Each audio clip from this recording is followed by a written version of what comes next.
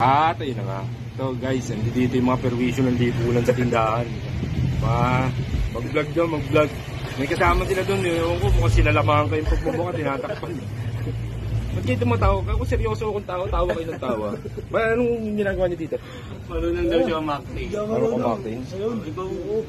Anong alam mo pag-arte? Bukod sa mga arte kang arte. Marunong daw siya umiyak-iyakan. Iyak-iyakan. Ano mga, bigbigay kayo ng mga topic na mga ganda. Ikaw. Basketball, magaling basketball. Dati nung araw, galing ko mag-basketball. Puta yun. Kaya kong pumay-the-way dunk. Yung mga 420 sa idol ko dati.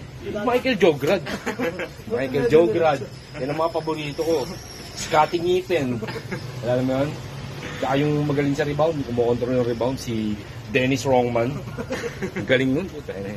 Wala ngayon, ayoko na yung mga bagong mga ano ngayon. Sila is chicken curry, ayoko yun. Pero gusto ko rin gumalaw si LeBron James, kilala ko yun. Ang dumi nun. Mga usapang basketball lang. Antayin nyo, may gagawin akong pelikula.